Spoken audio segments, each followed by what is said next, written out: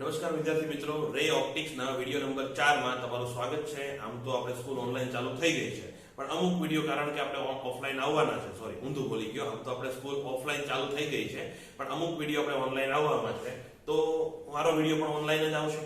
તો આપણે જે ગયા ક્લાસમાં એક દાખલો મેં તમને આપ્યો હતો, એક જણનો આન્સર આવ્યો છે, સારી વાત છે। અને હવે આપણે દાખલો ગણવાનો છે। તો પહેલા રકમ લખી લો। રકમ તમને પીડીએફ પર દેખાતી હશે કે 0 0 એટલે કે ઉદ્ગમ બિંદુ ઉપર આપણે કોઈ પદાર્થ મૂક્યો છે, એના પ્રતિબિંબના યામ શોધવાના છે। આકૃતિમાં દર્શાવ્યું છે કે અરીસો જે છે એ 30 ના કોણે રાખેલો છે, ઓકે। અને પાર્ટ બી એવો છે કે જો વસ્તુ 1 મીટર પ્રતિ સેકન્ડ પણ ક્યાં i કેપ દિશામાં એટલે કે પોઝિટિવ x અક્ષની દિશામાં જો ગતિ કરતી હોય તો પછી પ્રતિબિંબના યામ કેવા હશે એ પણ આપણે શોધવાનું છે। સોરી, પ્રતિબિંબના વેગ કેવો હશે એ પણ આપણે શોધવાનું છે। જો ગતિવાળી વાત આપણે ડિટેલમાં કરશું। અત્યારે નાનો એવો દાખલો છે એટલું જ કરાવીશ, બાકી ગતિની આખી ડિટેલ આવશે, હે ને? કે પ્રતિબિંબ ગતિ કરતું હોય તો વસ્તુ ગતિ કરતી હોય તો વસ્તુની સાપેક્ષે પ્રતિબિંબનો વેગ કેવો થશે, કે પછી અરીસાની સાપેક્ષે વેગ કેવો થશે, અથવા બીજી કોઈ વસ્તુ ગતિ કરતી હોય એના પ્રતિબિંબની સાપેક્ષે બીજાના પ્રતિબિંબનો વેગ કેવો થશે, આખું ડિટેલમાં આખી ખીચડી બનાવીને એની ચર્ચા કરવાની છે। અત્યારે એકદમ શોર્ટમાં જેટલું સમજાવું એટલું સમજી લેજો, ઈઝી છે, ઓકે। હવે પહેલા આના પ્રતિબિંબની વાત કરીએ તો આનું પ્રતિબિંબ ક્યાં રચાશે? તો મેં શું કીધું હતું કે પ્રતિબિંબ અને વસ્તુ અને પ્રતિબિંબ ને જોડતી રેખા અરીસાને લંબ બને। એટલે કે પહેલા આ અરીસાને લંબાવો, કારણ કે અરીસા ઉપર જો તમારે લંબ દોરવો હોય તો પછી અરીસાને લંબાવવો પડશે, નહીતર અરીસો એ ટૂંકો પડી જશે, ઠીક છે? તો આટલા વિસ્તારમાં મતલબ અરીસાને ખાલી લીટી દોરીને લંબાવ્યો છે, તો એને લંબ અને સરખા જ અંતર, ધારો કે આ અંતર x હોય તો આ અંતર પણ કેટલું થશે? x જ થશે। અહીંયા ક્યાંક એનું પ્રતિબિંબ મળશે, આ પહેલી વસ્તુ કે એનું પ્રતિબિંબ ક્યાં મળશે? આપણે ક્યાંક મળશે। બોલો, આમાં કોઈ ડાઉટ છે? હે ને? હવે આ કયો યામ થશે? તો આ સોરી યામ નહીં, ચરણ। આ પ્રથમ ચરણ, આ બાજુ દ્વિતીય ચરણ, તૃતીય અને ચોથું। એટલે કે મેં જે તમને સવાલ પૂછ્યો તો કે આનું પ્રતિબિંબ તમને ક્યાં મળશે, તો ક્યાં મળશે? ચતુર્થ ચરણમાં, ચોથા ચરણમાં મળશે। પ્રતિબિંબના યામ શોધવા હોય તો હવે ઘણી બધી મેથડ છે, તમને જે મેથડમાં મજા આવે એ ગણો। હું તમને બધી મેથડ નહીં ગણાવું, એક મેથડ ગણાવીશ તો બાકી બધાની હિન્ટ આપી દઈશ। તમને જો એમાં મજા આવી હોય તો હાથે પણ ગણી શકશો, ઓકે। તો આજે મેં તમને આકૃતિ દોરી દીધી, સેમ આકૃતિ પાછી દોરો। એ આ અંતર કેટલું આપણે ધાર્યું? x ધાર્યું, અને આ હવે આ ખૂણો 30 હોય તો આ ખૂણો 30 થવાનો, અને આ તો લંબ છે તો આ ખૂણો કેટલો? 60 થવાનો, ક્લિયર છે? બીજું, જો આ અંતર 1 હોય તો આ જ એનો કર્ણ થશે ને? જો ઓરિજિન થી અરીસો જ્યાં x અક્ષને છેદે છે એ યામ કયા? 1 0 આપ્યા છે, એટલે કે આ અંતર આ કેટલું છે? 1 મીટર કે જે કંઈ પણ હોય એટલું હશે, ક્લિયર છે? તો આટલું અંતર કેટલું? 1 છે, એની ઉપર તમે આ અંતર શોધી શકો, એની ઉપર તમે આખું અંતર શોધી શકો। તો ધારો કે આ અંતર અત્યારે મને ખબર નથી એટલે 2x જ લખી નાખો, ચલો એનો y કહી દો, અત્યારે તમે y કહી દો। ચલો આ અંતર કેટલું આવ્યું? y આવ્યું, જે x અક્ષ સાથે કેટલો ખૂણો બનાવે છે? 60 અથવા તમે -60 જો તો પણ વાંધો નહીં, ઓકે। હવે આવો કોઈ સદિશ હોય તો તમને એના જે હેડ છે એના યામ શોધતા આવડે કે નહીં? આ ખૂણો કેટલો? 60 છે। જો x ઘટક જે છે એ તો ધન x દિશામાં જ આવશે, આનો જે x ઘટક બને એ ક્યાં આવશે? ધન x દિશામાં જ આવશે, અને જે y ઘટક બને એ ક્યાં આવશે? ઋણ y દિશામાં આવશે। x ઘટક ધન x દિશામાં, y ઘટક ઋણ y દિશામાં આવશે। એટલે જો આને આપણે y લીધો તમે તો આ y બરાબર કેટલા થશે? એટલે કે આનો યામ કેટલા થશે? તો ઇમેજના યામ આટલા થાય। ઇમેજના યામ થાય y cos 60। કેમ ભાઈ cos 60? માઈનસ કેમ નહીં? કારણ કે ધન છે, ધન x દિશામાં ઘટક છે, અને y sin 60 પણ માઈનસ, કે y sin 60 પણ માઈનસ। માઈનસ શું કામ? કારણ કે y ઘટક નીચે છે, અને cos ક્યારે લેવાનો? x અક્ષ સાથેનો ખૂણો 60 હોય તો x ઘટકમાં cos લેવાનો। જો આ ખૂણો આપ્યો કે આ ખૂણો 60 થાય છે તો અહીંયા sin લે, અહીંયા cos લે। આ બધું પછી આખું વેક્ટરની ડિસ્કશન આવી જશે, ઓકે। આ એક રીતે તમે યામ શોધી શકો। બીજી મેથડ કરાવું છું જે મેં તમને પહેલા કરાવી હતી, કે પહેલા આગળ દાખલો કેવો હતો કે આવી રીતે 45 ના ખૂણે એક અરીસો રાખ્યો હોય, અહીંયા તમે વસ્તુ મૂકી હોય તો વસ્તુથી અરીસા જવા માટે તમારે કેટલું રોટેશન કરવું પડે? 45 નું। તો પાછું અરીસાથી આગળ 45 નું રોટેશન કરો, આ 45 છો તો હવે x અક્ષ ઉપર આવી જતા, આ રોટેશન વાળી મેથડ કરાવી હતી। આ મેથડ મને વધારે ઈઝી લાગે છે, રોટેશન વાળી મેથડ એટલીસ્ટ મને વધારે ઈઝી લાગે છે, તો હું પણ એ મેથડ કરાવીશ. બાકી તમને જો આ વેક્ટર વાળી મેથડ ફાવી હોય તો તમારી મરજી. ઓકે, તો આ થોડું ભૂસી નાખું અને પાછું આપણે એમાં વેક્ટર વાળી મેથડ સોરી રોટેશન વાળી મેથડ લગાવીએ. અહીંયા શું હતું તો કે 0,0 ઉપર વસ્તુ મૂકી હતી O, આ 1,0 ઉપર અરીસો ટચ થતો તો બીજું તો કઈ નહોતું ના. હવે વસ્તુથી અરીસા ઉપર જવા માટે તમારે કેટલું રોટેશન કરવું પડે તો એમાં પાછી બે મેથડ આવશે. ઓકે, એક તો તમે સમઘડી રોટેશન લઈ લો. તો જો અહીંયાથી અહીંયા જવામાં તમારે આ તો 30 છે હે ને, તો 150 ડિગ્રી નું રોટેશન કરવું પડશે. ફરીથી કહું છું, વસ્તુથી અરીસા ઉપર જવા માટે આ રોટેશન તમે કેટલું માર્યું 150. તો પછી અરીસાથી હજી આગળ કેટલું રોટેશન મારવાનું 150 મારવાનું. તો આ જો હજી આગળ 150 નું રોટેશન મારું તો અહીંયા ક્યાંક આવીને અટકીશ હે ને, અને આ પણ આ ખૂણો કેટલો થશે 150 ડિગ્રી.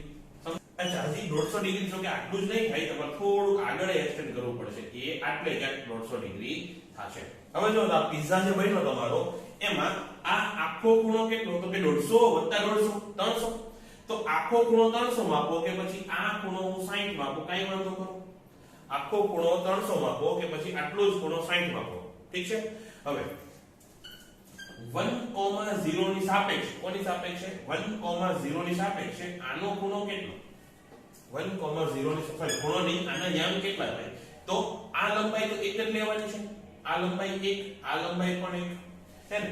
લંબાઈ 1 છે તો 1,0 ની સાપેક્ષે વાત કરું છું, પછી આપણે હું આગળ ડિસ્કશન કરીશ. તો 1,0 ની સાપેક્ષે ઇમેજના યામ કેટલા થાય એ થશે 1 તો છે હે ને. 1 cos 60 પણ ક્યાં માઈનસ. જો 1,0 અહીંયા છે જ્યાંથી તમારે નેગેટિવ બાજુ જવાનું તો પછી x ઘટક અહીંયા આવે જે માઈનસ છે, y ઘટક અહીંયા આવે એ પણ માઈનસ છે. ક્લિયર છે. તો 1,0 ની સાપેક્ષે આના ઘટક થાય -1 તો છે અને માઈનસ cos એંગલ કોની સાથે બનાવ્યો છે આ એંગલ છે ને 60 x અક્ષ સાથે એટલે અહીંયા cos 60 આવશે કોમા માઈનસ sin 60 કોની સાપેક્ષે છે 1,0 ની સાપેક્ષે. તો ઓરિજિન ની સાપેક્ષે હોય તો શું થાય +1 કરવો પડે ત્યાં x અક્ષમાં. આ સમજાય છે તમને રિલેટિવ વસ્તુ.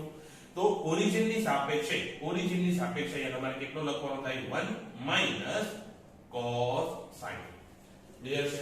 ફરીથી એકવાર કહું છું, ધારો કે અહીંયા છે ઓરિજિન. ચલો એકદમ ઈઝી વસ્તુ લઈને સમજાવું. આ છે આપણું ઓરિજિન, આ છે આપણો 1,0. હવે અહીંયા ધારો કે આ પોઈન્ટ છે 1/2 1,0. હવે મારી સાપેક્ષે ધારો કે હું અહીંયા 1,0 ઉપર ઊભો છું તો મારી સાપેક્ષે આ બિંદુ એ ક્યાં દેખાશે એ દેખાશે -1.2 બાજુ હે ને +1/2 નહીં -1/2. હવે ઓરિજિન ની સાપેક્ષે કરવું હોય તો હું એક આ બાજુ ઊભો છું ને એક એડ કરી દઉં તો -1/2 મને દેખાતું હતું 1/2 અને નેગેટિવ સાઈડ જે એમાં હું +1 કરું એટલે +½ બની જશે જેના એક્ચ્યુઅલ યામ થશે. અથવા ધારો કે હજી થોડું વધારે કોમનલી કહું તો 1/3. ફરીથી અહીંયા 1,0 છે, અહીંયા ઓરિજિન છે, ઓરિજિન થી આ અંતર 1/3 છે. પણ મને કેટલું દેખાશે મને તો આ બાજુ 2/3 દેખાશે હે. આખું 1 છે, આટલું 1/3 છે, આટલું કેટલું 2/3 છે. તો મને શું લાગશે 2/3 અને નેગેટિવ બાજુ. તો મારી સાપેક્ષે 1,0 ની સાપેક્ષે આ બિંદુના યામ કેટલા થાય તો કે -2/3,0 થાય. પણ શું ખરેખર -2/3,0 છે નથી. શું કામ ઓરિજિન આની સાપેક્ષે 1/3 થાય ને તો એના માટે શું કરવાનું તો મારા જે યામ હોય આમાં એડ કરી દો એટલે +1 કરી દો. 1 - 2/3 કેટલા થાય 1/3 થાય. એટલે કે 1,0 ની સાપેક્ષે આ બાજુ યામ કેટલા બને -cos 60 અને -sin 60. પણ 1,0 છે ને તો બંને યામ આમાં એડ કરવાના. બંને જેની સાપેક્ષે તમે માપતા હોય એના યામ એમાં એડ કરવાના. એટલે 1 -cos 60 અને -sin 60. અહીંયા તો કઈ એડ નહીં કરવું પડે, ત્યાં તો 0 જ છે. જેની સાપેક્ષે માપો છો એનો y યામ કેટલો 0 જ છે ને. તો આ બધી વસ્તુનું આખું ડિટેલ એનાલિસિસ છે, ડિટેલ વસ્તુ લખવાનું આવશે કે ઇમેજ ના યામ આટલા આવે તમારે આટલું જ લખવાનું થશે અને પીડીએફ માં પણ એટલું જ આપેલું છે. તો હવે આ ગણો તો એ કેટલું થશે i 1 - cos 60 કેટલું 1/2 અને sin 60 કેટલું -√3/2. 1 - 1/2 that is 1/2 અને -√3/2. બસ આ થઈ ગયા તમારા ઇમેજના યામ. ઓકે, આ સમજાવવાનું. જો x ધન છે, જો અહીંયા x ધન છે અને ચોથા ચરણમાં x કેવો ધન અને y કેવો ઋણ, તો x ધન અને y ઋણ આવી ગયો. તો આવી રીતે આ દાખલો ગણવાનો થશે. થોડો દાખલો લાંબો થઈ ગયો, આ વસ્તુ થોડી કન્ફ્યુઝિંગ હતી, એ વખત જોઈ લેજો. નહીતર પછી આપણે ડાઉટ ક્લાસમાં હું પાછું ભણાવીશ. જો ડાઉટ હોય તો મને પૂછી લેજો. જ્યારે પણ આપણો ડાઉટ ક્લાસ આવશે ત્યારે આ વસ્તુ પાછી રિપીટ કરવાની થશે. હવે પ્રતિબિંબની ઝડપ એ જો કે આની કરતા કમ્પેરેટિવલી ઈઝી છે, કારણ કે ત્યાં તમારે પછી રિલેટિવ પોઝિશન ને એવું કંઈ શોધવાનું આવશે નહીં. પ્રતિબિંબની ઝડપ શોધવાની છે, એના માટે હું આકૃતિ પાછી રિપીટ જ કરી દઉં.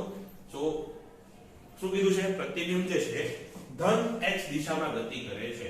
તો આ આપણી y અક્ષ, આ x અક્ષ, આ અરીસો જે 1,0 ઉપર આવેલો છે. હવે અહીંયા જે વસ્તુ છે એ આ બાજુ ગતિ કરે છે. ઓકે, તો પછી પ્રતિબિંબ છે એ ક્યાં ગતિ કરતું હશે? તો પ્રતિબિંબ સેમ જ વસ્તુ કરવાની કે આમ ગતિ કરે છે ને, આને પેલા રોટેટ કરીને અહીંયા લઈ આવો. કેટલું રોટેશન કરવું પડે? 150 ડિગ્રી. તો પાછું 150 ડિગ્રી અહીંયા રોટેટ કરાવો. એનો મતલબ તમારું પ્રતિબિંબ છે એ આમ ક્યાંક જાતું હશે, અથવા આમ નો ફેરવું હોય તો આમ ફેરવું. તો એટલે કે આ દિશાને લંબાવો. આ ખૂણો કેટલો? જો આ ખૂણો 30 ડિગ્રી હોય તો આ ખૂણો પણ કેટલો? 30 ડિગ્રી થાય છે. હવે આને આ બાજુ આમ ફેરવું તો કેટલું? 30 ડિગ્રી રોટેશન કરવું પડે. તો અહીંયાથી આગળ કેટલું રોટેશન કરવું પડશે? 30 ડિગ્રીનું જ રોટેશન કરવું પડશે. એટલે કે તમારો પદાર્થ જે છે એ આમ ક્યાંક ગતિ કરતો હશે. બોલો, સમજાવો તો. ઓકે, જે x અક્ષ સાથે કેટલો ખૂણો બનાવશે? તો જો એ આમ છે, એક પદાર્થ અહીંથી આમ આવે છે જેનું પ્રતિબિંબ અહીંથી આમ જાય છે. આ ખૂણો કેટલો? 60 થશે. હે ને, 2 વખત 30 નું રોટેશન કર્યું તો આ ખૂણો કેટલો થયો? 60 થયો. હવે આપણે આ જ સદિશ શોધવો છે ને, હે ને, આ vi કહી દો આને તમે કહી દો vo. વેલોસિટી ઓફ ઓબ્જેક્ટ વસ્તુ ઝડપ અને વેલોસિટી ઓફ ઇમેજ પ્રતિબિંબ ઝડપ. ઓકે, તો એ આ બાજુ છે જે ધન x સાથે કેટલો ખૂણો બનાવે? 60 ડિગ્રી બનાવે. હવે તો ઈઝી છે કે તમારી પાસે કોઈ સદિશ હોય જે ધન x સાથે 60 નો ખૂણો બનાવતો હોય તો પછી એના યામ મતલબ કે સદિશ લખતા આવડે કે vi બરાબર vi નું મૂલ્ય, જો મૂલ્ય તો આનું જેટલું હોય એટલું જ થશે. આનું મેગ્નીટ્યુડ, આનું મૂલ્ય જેટલું હોય પ્રતિબિંબ વસ્તુની ઝડપનું મૂલ્ય જેટલું હોય એટલું જ મૂલ્ય કોનું થશે? પ્રતિબિંબની ઝડપ. એટલે v પછી બે ધન થશે કે નહીં? cos sin i કેપ વત્તા v sin j કેપ આવું થશે. કારણ કે x એ ધન છે, y એ ધન છે. તો પછી આનું મૂલ્ય તો હવે તમને શોધતા આવડે કે v/2 i કેપ વત્તા √3v/2 j કેપ. અને એટલું પણ આપેલું છે કે અહીંયાથી જે વસ્તુ ગતિ કરે છે એની ઝડપ કેટલી છે? એની ઝડપ છે 1 મીટર પ્રતિ સેકન્ડ. હે ને, મૂલ્યનું એક જ છે. તો પછી આ v બરાબર 1 જ થશે. એટલે 1/2 i કેપ વત્તા √3/2 j કેપ. આ થશે પ્રતિબિંબના વેગના યામ અથવા વેગનો સદિશ. આગળનો દાખલો ઈઝી છે. નાના છોકરા જ્યારે સામાન્ય જ્ઞાનની કસોટીમાં જે રીતના દાખલા પૂછાતા એ રીતનો દાખલો છે કે અરીસાની પાસે રહેલી એક ઘડિયાળ. ધારો કે આ અરીસો છે, તો આકૃતિની જરૂર નથી, તમારે દોરવાની જરૂર નથી. એમાં તમે ઘડિયાળ રાખી છે, પણ ઘડિયાળ કેવી છે? સસ્તી. સસ્તી એટલે શું? એક તો આમાં આંકડા લખેલા નથી, આવી રીતે ખાલી 1 2 3 4 અહીંયા 2 2 2 2 બસ આવી રીતે ખાલી કાપા પાડેલા છે, આંકડા એમાં દેખાતા નથી. અને એમાં કઈ વાગ્યા છે? કેટલા વાગ્યા છે? તો કે પહેલા કેસમાં કીધું છે કે 4 વાગ્યા છે. હા, કે 4 વાગ્યા છે. અને બીજા કેસમાં 15:15 અને 37 સેકન્ડ. બીજા કેસમાં 5:15 અને 37 સેકન્ડ આટલા વાગ્યા છે. એટલે કે એના કાંટા એ રીતે ગોઠવાયેલા છે. તો પછી જે પ્રતિબિંબ છે એમાં કેટલા વાગ્યા હશે? તો પ્રતિબિંબમાં ડાબી જમણી બાજુ ઉલટાઈ છે. હે ને, 4 વાગ્યા વાળી આકૃતિ દોરું છું, આ 5:15 વાળી આકૃતિ હું દોરીશ નહીં. તો 4 વાગ્યા હોય ત્યારે કેવું દેખાય? તો 4 વાગ્યા એટલે નાનો કાંટો 4 બાજુ હોય અને મોટો કાંટો 12 ઉપર હોય. હવે એનું જો હું અહીંયા પ્રતિબિંબ બનાવું તો એનું પ્રતિબિંબ આવું બનવાનું છે કે મોટો કાંટો 12 ઉપર છે તો 12 ઉપર જ દેખાશે. નાનો કાંટો કેટલા ઉપર દેખાશે? તો જો આડો કાંટો છે એટલે કે તગડાથી એક લેવલ નીચે છે, તો અહીંયા નવડાથી એક લેવલ નીચે છે એટલે કે 8 વાગ્યા છે એવું દેખાશે. તો દર વખતે કેમ આકૃતિ દોરીને તો તમારે સાબિત કરાશે, કારણ કે 5:15 વાળું જ્યારે આવશે ત્યારે શું કરશો? તો એના માટે એક રીત આપું છું કે જો 0 0 આપ્યા હોય તો પછી 12 માંથી બાદ કરી નાખો. જો 0 0 આપેલા હોય તો 12 માંથી બાદ કરી નાખો. એટલે જો પહેલો સોલ્વ કરું તો 12 0 0 એમાંથી 4 0 0 બાદ કરી નાખો તો 0 0 માંથી 0 0 જાય તો 0 અને આ 8 થશે. તો એના પ્રતિબિંબમાં તમને કેટલા વાગેલા દેખાશે? 8 દેખાશે. આમાં જો છે વધી લેતા આવડતું હોય, વધીને એમાં દશકો આવે, દશકો લેતા આવડતું હોય તો વાંધો નહીં. જો દશકો લેતા ન આવડતું હોય તો તમને શીખવાડું છું કે ધારો કે હું એમ કહું કે 12 વાગ્યા છે અને 58 મિનિટ થઈ છે, રાઈટ? પછી 1 મિનિટ એડ કરો એટલે 12 વાગીને 59 મિનિટ થશે. હજી 1 મિનિટ એડ કરો તો અહીંયા કાં તો તમે 60 કરી નાખો કે 12 વાગ્યા અને 60 મિનિટ, અથવા અહીંયા તમે 1 કરી નાખો. આવું થાય ને? તો આપણે 1 નહીં લખીએ, આપણે આવી રીતે લખીએ કે 12 જ વાગ્યા છે અને 60 મિનિટ થઈ છે. એવી રીતે એટલે તેવી દશકો લઈને જ આપણે ગણતરી કરીએ તો 12 માંથી બાદ કરવાને બદલે આપણે આવું કરશું કે 11 વાગ્યા 60 મિનિટ થઈ અને 60 સેકન્ડ થઈ. એમાંથી પછી આને હવે બાદ કરો તો 5 15 37. હવે આમાં દશકો લેવો છે એવું નહીં. 60 માંથી 37 જાય તો 13 વધે એટલે તો તમને ખબર પડવી જોઈએ. 13 નો વધે 23 વધે પણ ખબર પડવી જોઈએ. અને 23 જ વધે ને? હા, એટલા જ વધતા હશે. અને 60 માંથી 15 જાય તો 45 અને 11 માંથી 5 જાય તો 6. તો જો ઘડિયાળમાં 5:15 ને 37 સેકન્ડ થઈ હોય તો પછી એના પ્રતિબિંબમાં તમને કેટલા દેખાય? આ 6:45 અને 23 સેકન્ડ થઈ હોય એવું દેખાય. અચ્છા, એક નાની એવી મિસ્ટેક છે.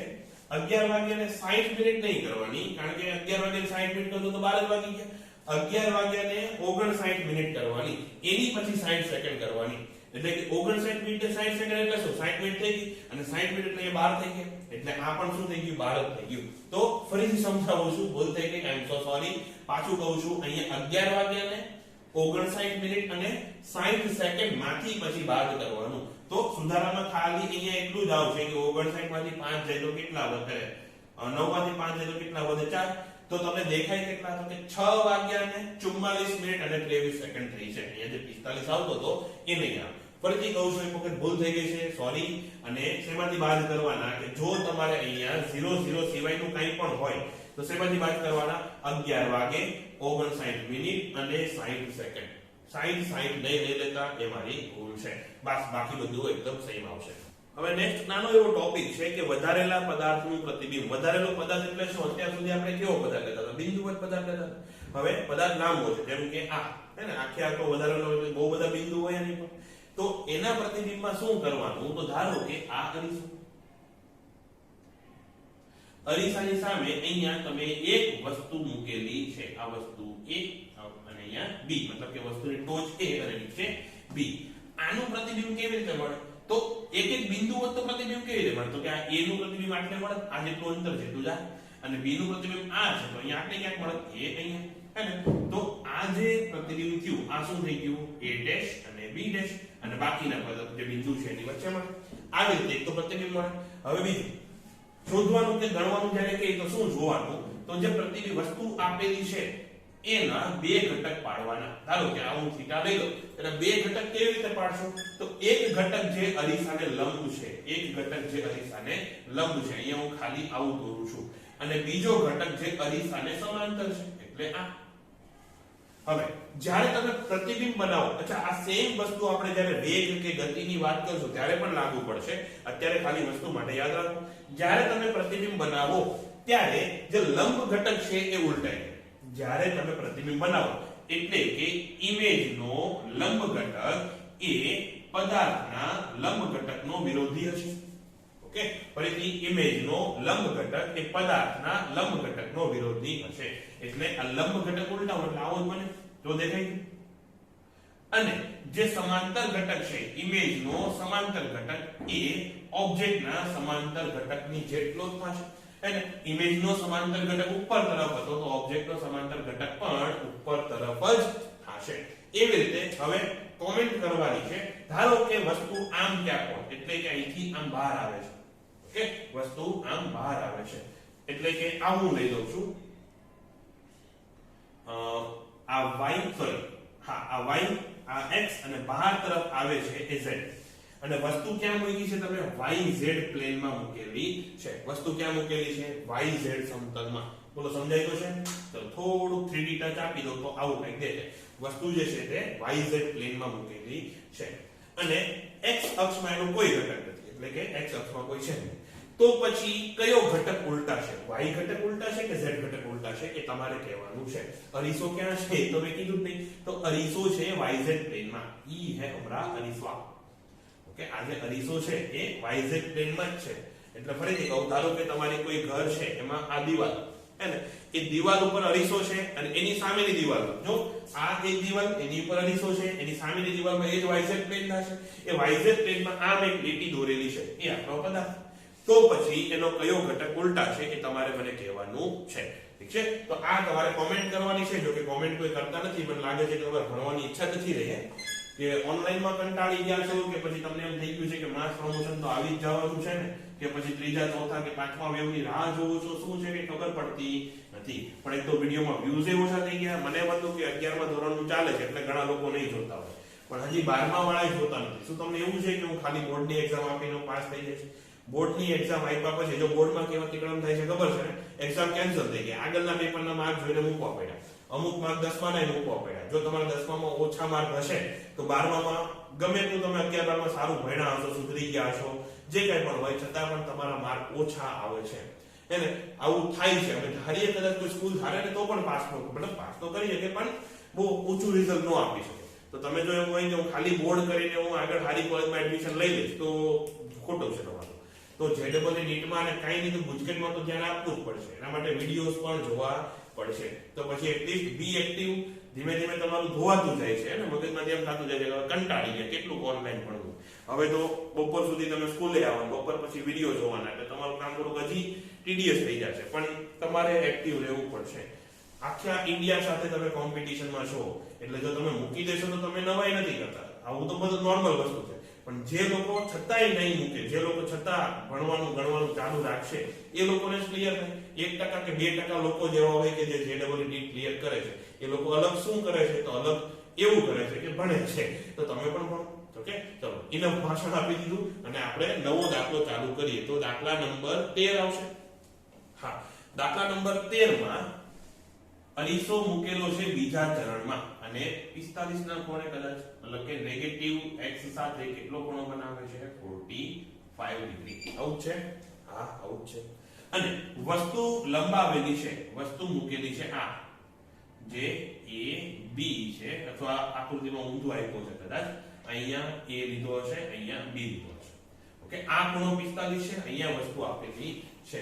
તો તમારી પાસે બે વસ્તુ છે કે આ તો તમે યામ શોધો અને લાંબા થઈ જાવ, અથવા મેં પેલું રોટેશન વાળી મેથડ કીધી હતી ને, એ તમે આમાંય લગાવી શકો. તો અરીસાને લંબાવો જરા. તો અરીસાને લંબાવવું તો આમ જાય. તો વસ્તુને અરીસા ઉપર લાવવી હોય તો મારે કેટલું રોટેશન લાવવું પડે? એ આટલું લાવવું પડે. તો આ રોટેશન કેટલું? 45 થશે. જો આ ખૂણો 45 હોય તો આ. ફરીથી કહું છું, વસ્તુને આ વસ્તુ એને અરીસા ઉપર લાવવી હોય તો કેટલું રોટેશન આપવું પડશે? 45. તો હવે અહીંયા અટકી જવાનું નહીં, હજી બીજું 45 નું રોટેશન આપો તો ક્યાં જશે વસ્તુ? અહીંયા જશે. તો બસ આ દાખલો તમારો પૂરો. અહીંયા a ડેશ આવશે, અહીંયા b ડેશ આવશે. ક્લિયર છે? તો વસ્તુનું પ્રતિબિંબ અહીંયા આવું મળશે, મતલબ કે નીચે y અક્ષ પર, ઋણ y અક્ષની દિશામાં મળશે. બસ દાખલો અહીંયા પૂરો. તમને ખાલી દાખલા દોરતા, પ્રતિબિંબ દોરતા કે એના યામ શોધતા આવડવું જોઈએ. દાખલો અહીંયા પૂરો. બીજી વાત, એક વસ્તુ જો તમે નોટિસ કરી હોય તો આ અરીસો, એની સામે વસ્તુ અહીંયા ક્યાંક મૂકેલી હતી હે ને. હવે આને સિમ્પ્લિફાઈ કરું તો ધારો કે અરીસો અહીંયા છે અને હું અહીંયા ઊભો છું, તો શું મારું પ્રતિબિંબ રચાશે? હા કે ના? ફરીથી કહું છું, આ અરીસો છે, ધારો કે આટલે સુધી અરીસો છે અને હું અહીંયા ઊભો છું, તો શું મારું પ્રતિબિંબ અહીંયા પાછળની સાઈડ રચાશે ખરું? તો હા, પ્રતિબિંબ હંમેશા રચાય. ફરીથી કહું છું, આ વસ્તુ ઘણા બધા લોચો લાગશે, વચ્ચે પૂછીશ તો લોચો લાગશે. પ્રતિબિંબ હંમેશા રચાય, પરંતુ હંમેશા દેખાય એવું જરૂરી નથી. પ્રતિબિંબ હંમેશા રચાશે, પણ હંમેશા દેખાય એવું જરૂરી નથી. હંમેશા એટલે સંપૂર્ણ દેખાય, સંપૂર્ણપણે રચાય. હા, પ્રતિબિંબ ક્યારે ન રચાય કે જો પદાર્થને તમે અરીસાની પાછળ મૂકો હોય, એટલે કે આ અરીસો છે એને લંબાવો તોય પદાર્થને તમે અરીસાની આગળ લાવી શકો નહીં. જો પદાર્થ અરીસાની આગળ મૂકેલો હોય, પછી ભલે ગમે અહીંયા મૂકો, પણ અરીસાની આગળના ભાગમાં હોય તો પ્રતિબિંબ હંમેશા રચાઈને રચાય અને એ પણ સંપૂર્ણ રચાય. એટલે કે અરીસો જો આટલે ક્યાંક હોય, આટલે સુધી જ અરીસો છે, અહીંયાની લિમિટ આવી જાય છે અને હું અહીંયા ઊભો છું તો મારું આખું પ્રતિબિંબ રચાશે, માથાથી લઈને પગ સુધીનું પ્રતિબિંબ અહીંયા સામે રચાશે, પણ મને દેખાશે નહીં. એટલે રચાય હંમેશા દેખાય એવું જરૂરી નથી. એટલે એવું નહીં કહેવાનું કે મને પ્રતિબિંબ નથી દેખાતું તો પ્રતિબિંબ નથી. હે ને, પેલું ભાગનો કદાચ ડાયલોગ છે કે તે જાપાન જોયું છે, નથી જોયું. તેનો મતલબ એવો છે કે જાપાન નથી એક્ઝિસ્ટ કરતું, જાપાન તો છે તે નથી જોયું. ઓકે, એવી રીતે પ્રતિબિંબ તો છે, દેખાતું નથી. એક આ વસ્તુને ધ્યાનમાં રાખીને આપણે નવો ટોપિક ચાલુ કરવાનો છે જેનું નામ છે દ્રશ્ય ક્ષેત્ર અથવા ઇંગ્લિશમાં કહીએ તો ફિલ્ડ ઓફ વ્યૂ. કે કેટલા ભાગમાં પ્રતિબિંબ દેખાય એને શું કહેવાય? Field of view. તો ધારો કે આ અરીસો જ્યાં બિંદુવત પદાર્થ અત્યારે અહીંયા મૂકેલો છે, તો આનો ફિલ્ડ ઓફ વ્યૂ શોધવું હોય તો શું કરવાનું? તો છેલ્લામાં છેલ્લા પોઈન્ટ ઉપરથી પ્રતિબિંબ લેવાનું. તો જો આમાંથી કયું કિરણ આ, તો આ એક કિરણ ઉપાડ્યું, આનું પ્રતિબિંબ ક્યાં જશે? તો કે આનું ઉપર જશે. અને ઇજ્જતથી જો આકૃતિ દોરવી તો તમારે હવે શું કરવું પડે? તો કે આ બિંદુ ઉપર લંબ દોરો, પછી આપાત કોણ માપો, પછી એટલા જ કોણે પ્રતિબિંબને પાછું ફેંકો. કે આપણે એવું નથી કરવું, આપણે ઇજ્જતવાળા નથી. તો અહીંયા હવે બીજું આપાત કિરણ એક આ બનશે, એ આ. હવે શું કરવાનું? તો અરીસાને લંબાવીને પેલા વસ્તુ અંતર માપી લો. એટલા જ અંતરે પાછળ ઇમેજ પેલા બનાવી નાખો. એટલા જ અંતરે આપણે પેલા પાછળ પ્રતિબિંબ બનાવી નાખો. પછી આ પ્રતિબિંબથી આ બે પોઈન્ટને જોડો. એટલે એક આ અને બીજો આ. આવું થશે. તો આજે આ શું છે? તો કે આ તો આપણે લંબાવેલું છે ને. હવે આનો મીનિંગ સમજાવો કે ઇજ્જતથી જો તમે આકૃતિ દોરી હોય તો તમે શું કરત? તો કે અહીંયાથી પ્રતિબિંબ આપાત કિરણ આવ્યું, આમ ગયું. અહીંયાથી એક આપાત કિરણ આવ્યું, આમ ગયું. બંને કિરણો એકબીજાથી દૂર જાય છે એટલે આગળ જઈને તો ક્યાંય મળવાનો સવાલ જ નથી. જો આગળ જઈને નહીં મળે એનો મતલબ આપણે પાછળ લંબાવવા પડશે. જો તમે એને પાછળ લંબાવો તો એ અહીંયા આવીને મળે છે. એટલે કે આ બિંદુ ઉપર આભાસી પ્રતિબિંબ રચાય છે. આ બધી વસ્તુ તમે બોર્ડમાં ભણ્યા છો. હવે ફિલ્ડ ઓફ વ્યૂ કોને કહેવાય? તો જો હું અહીંયા ઊભો રહીને વસ્તુને જોઉં, ધારો કે આ મારી આંખ છે એના કોના જેવી, તો અહીંયાથી મને આ વસ્તુ દેખાશે ને, સીધે સીધો આ અરીસાના થ્રુ અહીંયા વસ્તુ દેખાય છે. પણ અહીંયાથી જોઉં અથવા અહીંયાથી જોઉં તો અહીંયા એવું એકય કિરણ નથી આવતું જે પરાવર્તિત થઈને આવતું હોય. અહીંયા પણ એવું એકય કિરણ નથી આવતું કે જે આમાંથી આની પર પડતો હોય પરાવર્તિત થતો હોય. લિમિટ કઈ થઈ ગઈ? તો કે એક આ અને એક આ. આની વચ્ચે જો તમારી આંખ હશે, આની વચ્ચે જો તમે ઊભા હશો તો તમને આ પ્રતિબિંબ દેખાશે. એટલે આ જે વિસ્તાર છે એ શું થઈ ગયો? એનું દ્રશ્ય ક્ષેત્ર, એનું ફિલ્ડ ઓફ વ્યૂ. અને આ જે બહાર છે એટલે તમે એમ કહીએ you are out of field of view. ઇંગ્લિશમાં શું કહેવાય? તમે એ ફિલ્ડ ઓફ વ્યૂ એટલે દ્રશ્ય વિસ્તારની બહાર છો. એટલે આ જે વિસ્તાર બન્યો એ થઈ ગયો એનું દ્રશ્ય ક્ષેત્ર. આનો ઉપયોગ કરીને હવે આપણે દાખલા જોવાના છે. હવે આગળનો દાખલો અને રકમ લખો. ડી લંબાઈના સમતલ અરીસાના મધ્ય બિંદુની સાપેક્ષે મધ્ય બિંદુની સામે L જેટલા લંબ અંતરે બિંદુવત સ્ત્રોત S મૂકેલો છે. આ ડી લંબાઈ કે અરીસાની લંબાઈ કેટલી છે? D. એનાથી L જેટલા અંતરે એક બિંદુવત સ્ત્રોત અને પાછું મધ્ય બિંદુની સામે બિંદુવત સ્ત્રોત S મૂકેલો છે. એનાથી આગળ એક વ્યક્તિ અરીસાથી 2L જેટલા લંબ અંતરે આવેલા સમાંતર પથ ઉપર d/2 જેટલી અચળ વેગથી ગતિ કરે છે. એટલે કે 2L લંબાઈ એટલે આ જ ને. એટલે કે આ લંબાઈ કેટલી થશે? L થશે પાછી. આ એક સમાંતર પથ નીચે અનંત સુધી છે અને ઉપર અનંત સુધી છે. એની ઉપર વ્યક્તિ હાલે છે અને હાલવા દેવાય. પછી તો તેને કેટલા સમય સુધી સ્ત્રોતનું પ્રતિબિંબ દેખાશે? એનો મતલબ જો સ્ત્રોતનું પ્રતિબિંબ દેખાય એનો મતલબ શું? કે વ્યક્તિ એના ફિલ્ડ ઓફ વ્યૂમાં છે અને દેખાતું બંધ થઈ જાય એટલે out of field of view જતો રહ્યો. એનો મતલબ આપણે જોવાનું છે કે આ રેખા ઉપર એનો ફિલ્ડ ઓફ વ્યૂ કેટલો આવે છે. એ જ પથ ઉપર ચાલે છે ને. તો ફિલ્ડ ઓફ વ્યૂ ગણવા માટે મેં તમને શું કીધું હતું કે અરીસાના પહેલા અને છેલ્લા બિંદુ ઉપર આપાત કિરણ દોરો. તો આ એક આપાત કિરણ અને આ એક આપાત કિરણ. બીજી વસ્તુ, ઘણી વખત આગળની આકૃતિમાં કર્યું હતું કે મને યાદ નથી, પણ ઘણી વખત હું આપાત કિરણની દિશા અને પરાવર્તિત કિરણની દિશા બતાવતા ભૂલી જાય. તો મને યાદ કરાવી દેજો. તો કે લાઈવમાં તો શું, વિડીયોમાં તો શું યાદ કરાવવાના, પણ તમે લોકો પ્રોપરલી ગણી નાખજો. બાકી પીડીએફ પર શક્ય હશે તો દોરેલી જ હશે. ઓકે, તો એના પહેલા અને છેલ્લા બિંદુ ઉપર તમે આપાત કિરણ દોરી દીધા. હવે પાછું ઇજ્જતથી ગણવું હોય તો લંબ માપો અને પછી ખૂણો માપો અને પછી આકૃતિ દોરો, અથવા L અંતરે એનું પ્રતિબિંબ બનાવી નાખો. આ અંતર પણ કેટલું થશે? L. એનું નામ શું? S dash. લંબ અંતરથી હવે મતલબ પ્રતિબિંબથી હવે આ ખૂણા જોડો, એટલે એક અહીંયા થશે અને એક આ થશે. ઓકે, હવે હું જરા નામ આપી દઉં. તો ધારો કે આ તો S અને S ડેશ આપેલા છે. અરીસાનું નામ AB અને અહીંયા જે પથ મળ્યો આ એને કહી દો અહીંયા C અને અહીંયા D. એટલે કે વ્યક્તિ ચાલતા ચાલતા ચાલતા આવે જ્યાં સુધી એ D થી આગળ છે, મતલબ કે D થી પહેલા છે, હજી D સુધી પહોંચ્યો નથી, ત્યાં સુધી એને પ્રતિબિંબ દેખાય નહીં. જેવો D ઉપર આવે એટલે પહેલું કિરણ દેખાય, પછી એને પ્રતિબિંબ દેખાશે, પછી C ઉપર પહોંચે ત્યારે એને પ્રતિબિંબ દેખાતું, મતલબ C ઉપર છેલ્લે દેખાશે, C થી ઉપર એને પ્રતિબિંબ દેખાતું બંધ થઈ જશે. એટલે આપણે જે લંબાઈ શોધવાની છે એ આ શોધવાની છે. આને તમે અત્યારે x કહી દો. એ આ CD ની લંબાઈ શોધવાની છે. એના માટે અત્યારે ખરેખર મારે આની જરૂર પડશે. આ શું છે? લંબ અંતર. તો અહીંયા હું બીજા એક નામ આપી દઉં છું. S ડેશ તો છે, ABCD E આવશે અને અહીંયા F આવશે. ઓકે, આટલું મેં નામ આપી દીધું. તો આ પ્રકારના સવાલમાં આકૃતિ જ મહત્વની છે. જો તમે એક વખત આકૃતિ દોરી નાખી અને સમરૂપ ત્રિકોણો શોધતા આવડી ગયું પછી તો લાઈફ જિંગાલા. ઓકે, તો અહીંયા કયા બે ત્રિકોણ સમરૂપ દેખાય? તો જો ABS ડેશ, ABS ડેશ અને CDS ડેશ, આ બંને સમરૂપ છે. હે ને? ઝૂમ કરેલું એવું દેખાય કે નહીં? જો ABS ડેશ દોરો એટલે આવું બને અને આ CDS ડેશ દોરો એટલે એવું બને પણ થોડું મોટું બને. એટલે કે ઝૂમ કર્યું. હવે જો આ ત્રિકોણને ઝૂમ કરો એટલે એના બધા, ધારો કે હું ડબલ કરી નાખું છું, તો એના બધા અંક ડબલ થઈ જાય કે નહીં? એટલે કે આ બાજુ હોય આ x હોય તો આ 3x થઈ જાય, આ y હોય તો આ 3y થઈ જાય, આ z હોય તો આ 3z થઈ જાય. હે ને? સોરી, ડબલ નહીં, ટ્રિપલ કરી નાખ્યું. પણ જો ટ્રિપલ કરો તો બધા જ અંક 3 ગણા થઈ જાય. એટલે કે આ વેધ જે છે એ પણ 3 અંકનો થઈ જાય.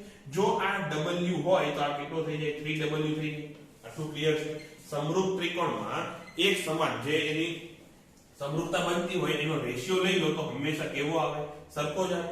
તો અહીંયા કયા બે ત્રિકોણ સમરૂપ છે? ફરીથી તો ત્રિકોણ ABS ડેશ અને ત્રિકોણ CDS ડેશ.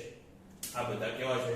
સમરૂપ છે. હવે સમરૂપતાની શરત પ્રમાણે જો તમારે જોવું હોય તો જો આ ખૂણો S ડેશ એ તો બે માટે સરખો છે. આ ત્રિકોણની ટોચ તો બે માટે કેવી? સરખી જ છે ને.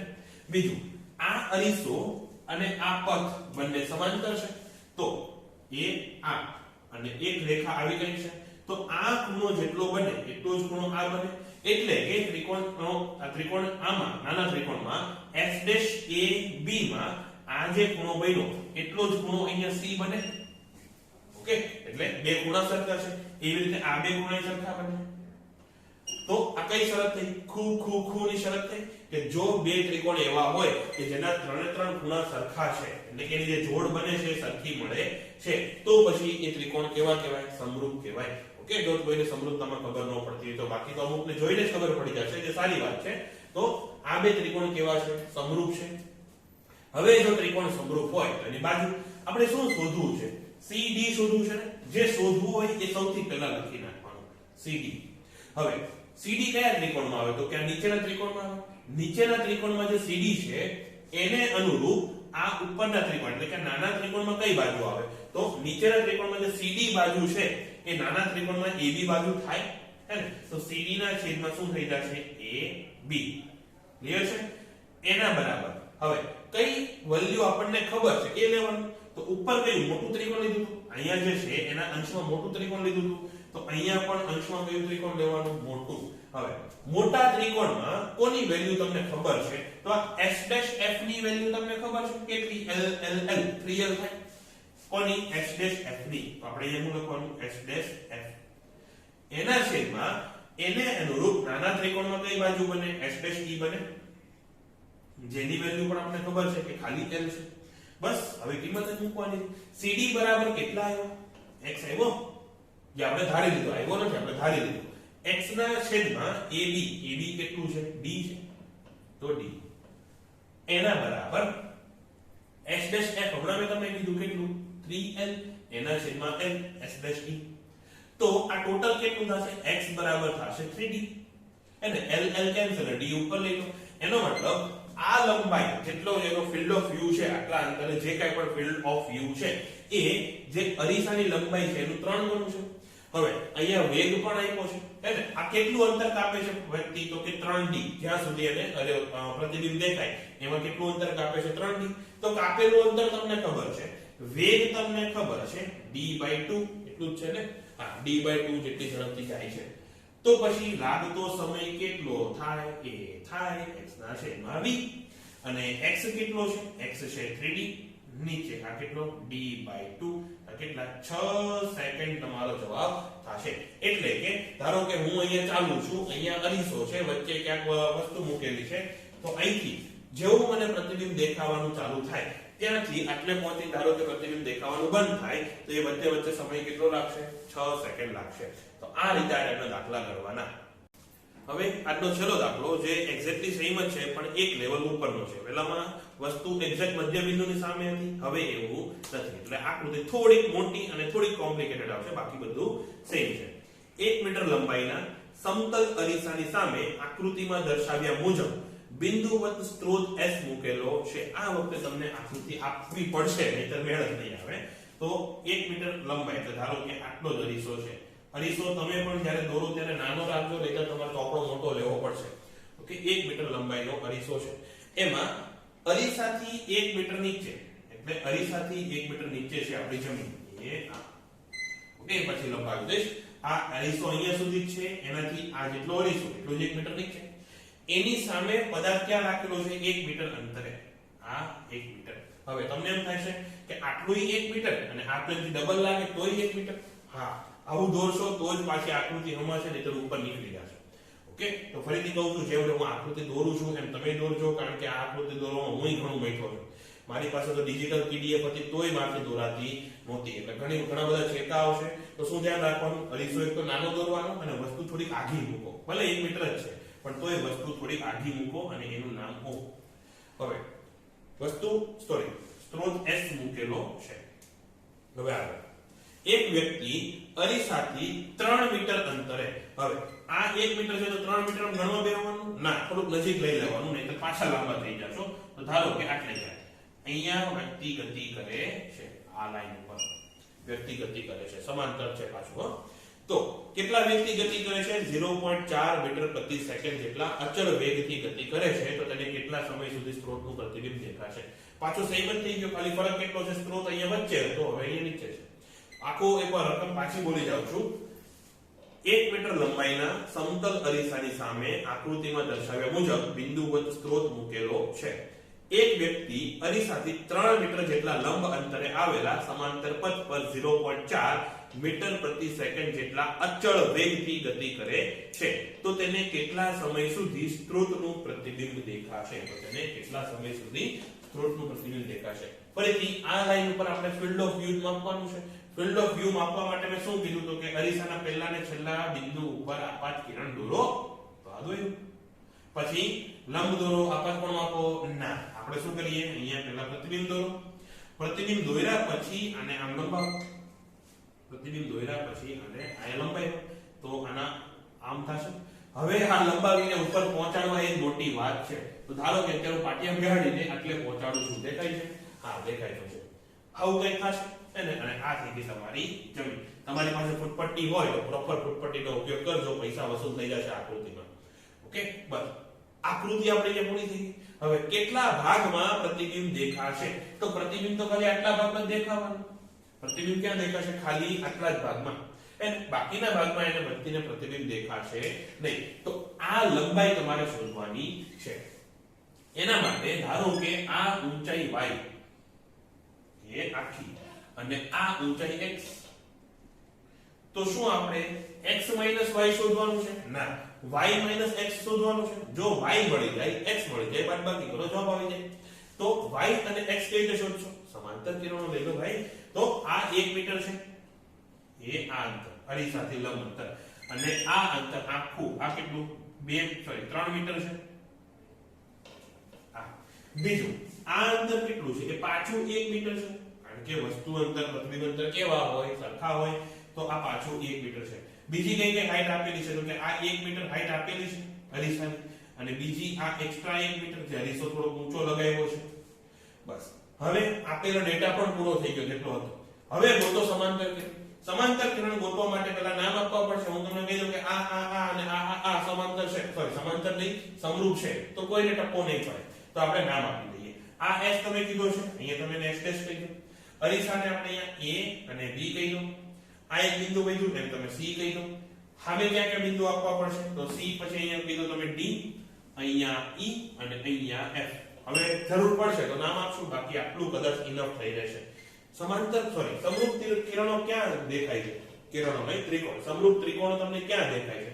તો જો B C S ડેશ અને એની સામે આ ત્રિકોણને આમ લંબાવો તો E D S ડેશ શબ્દ થશે. પાછું બોલું છું B C S ડેશ. તો આ કિરણને લંબાવો તો આ ખૂણો જેટલો બનશે ખૂણો B એટલો જ ખૂણો અહીંયા E બનશે. તો ખૂણો E D S ડેશ આ કેવો થશે? સમરૂપ થશે. તો ત્રિકોણ B C S ડેશ અને ત્રિકોણ કયો કીધો મેં? E D S ડેશ કીધો. આ જ કીધો ને, E D S ડેશ સમરૂપ છે. જો બંને ત્રિકોણ સમરૂપ હોય શું શોધવું છે આપણે? x શોધવો છે. તો જે શોધવું એને પહેલા ઉપર લખો એટલે કોણ થશે? ED થશે. હવે ED ને સમરૂપ સામે ED ને અનુરૂપ સામે કઈ બાજુ થશે? BC થશે. તો ED ના છેદમાં BC એના બરાબર બોલો હવે કઈ બાજુ લેવી જોઈએ? કોના મૂલ્ય આપણને ખબર છે? તો કે આડી લીટીના મૂલ્ય ખબર છે. આ ત્રિકોણ બંનેમાં આડી લીટીના મૂલ્યો ખબર છે. ઉપર પહેલા ત્રિકોણ કઈ લીધું તો અંશમાં? તો કે મોટું ત્રિકોણ. તો મોટા ત્રિકોણમાં આડી લીટી કઈ છે? DS ડેશ છે. તો DS ડેશ. DS ડેશ ને અનુરૂપ નાના ત્રિકોણમાં CS ડેશ આવશે. તો CS ડેશ. હવે મૂકો કિંમત. ED મારે શોધવું છે ભાઈ, તો x થઈ ગયો. BC ક્યાં ગયો? આ જો BC કેટલો? 1 મીટર છે. તો એકડો એના બરાબર DS ડેશ. BS ડેશ આ લંબાઈ 3 મીટર કીધી છે, આ લંબાઈ 1 મીટર કીધી છે, તો એ 4 થશે ટોટલ. એના છેદમાં CS ડેશ તો એ પાછો એકડો. તો x બરાબર કેટલા આવ્યા? તો કે 4 મીટર આવ્યા. એવી રીતે વિડિયો પોઝ કરો. હવે ખાલી તમારે ચેક કરવાનું છે કે તમને કેટલું આવ્યું. બાકી વિડિયો જોઈને તો તમને આવડી જ જવાનું છે, પણ આ ટાઈપના દાખલામાં પ્રેક્ટિસ પણ મહત્વની છે. તો વિડિયો પોઝ કરો અને એકવાર y કેલ્ક્યુલેટ કરો. ઓકે, ચલો થઈ ગયો એવી આશા રાખું છું. જો ન થયો હોય તો વિડિયો પોઝ કરી દેજો. હવે હું ગણવાનો છું. તો કયા બે ત્રિકોણ લેવા પડશે? તો y વાળું ત્રિકોણ કયું છે? એક જ દેખાય છે. y વાળું ત્રિકોણ કયું? F D S dash. તો એને સમરૂપ ત્રિકોણ કયું બનશે? A C S dash. કારણ કે અહીંયા જે ખૂણો A છે એ જ સામે ખૂણો F થશે. ભલે અહીંયા કદાચ તમને સમરૂપ નહીં દેખાતા કારણ કે આ સીધી લીટી અહીંથી વાકી થઈ જાય છે. અને પણ આકૃતિ તો મારા દોરવામાં મિસ્ટેક છે અને આમે એટલો બધો કે પેઇન્ટર તો છું નહીં. તો અહીંયા કયા બે ત્રિકોણ આવશે? ત્રિકોણ F D S ડેશ અને ત્રિકોણ ACS સમરૂપ છે. જો આ બે સમરૂપ હોય તો કોને શોધવો છે? y શોધવો છે. તો એને FD પહેલા લખી નાખો. તો FD એના છેદમાં અહીંયા અનુરૂપ બાજુ કઈ થશે? AC થશે.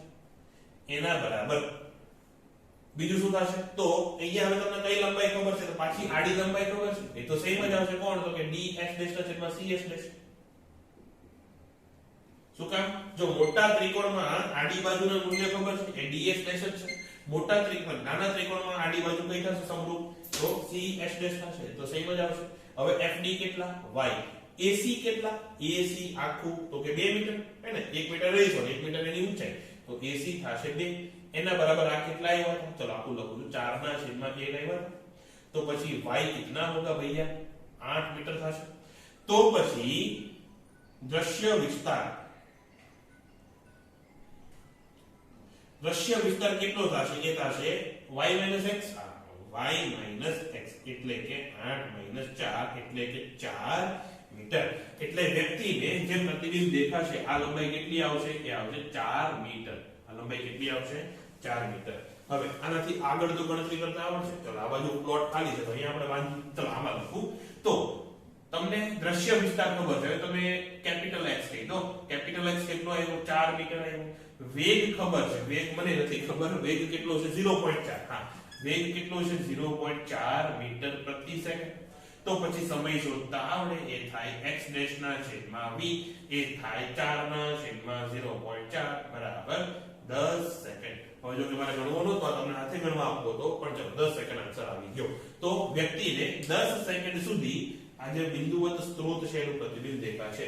આટલા ભાગમાં ચાલવા માટે એને 10 સેકન્ડ લાગશે. તો બસ આજનો ક્લાસ અહીંયા પૂરો થાય છે. આશા રાખું કે તમને કંઈક મજા આવી હશે, જાણવા મળ્યું હશે. ડીપીપી આગળના ક્લાસનું મોકલવાનું રહી ગયું હતું કોઈ કારણોસર ટેકનિકલ, તો પછી આગળના ક્લાસનું અને આજના ક્લાસનું બંને ડીપીપી એક સાથે આવશે. ખાસ કરીને આગળના ક્લાસમાં જે કદાચ ન આવડે, જે પ્રેક્ટિકલ ટાઈપના પ્રોબ્લેમ છે ને એ સોલ્વ કરવાની કોશિશ કરજો. પ્રતિબિંબ શોધવા વાળા છે કે પછી આ ફિલ્ડ ઓફ વ્યૂ શોધવા વાળા છે, એની ખાસ તમારે પ્રેક્ટિસ કરવાની છે. તો આજનો ક્લાસ અહીંયા પૂરો કરીએ છીએ. બાય.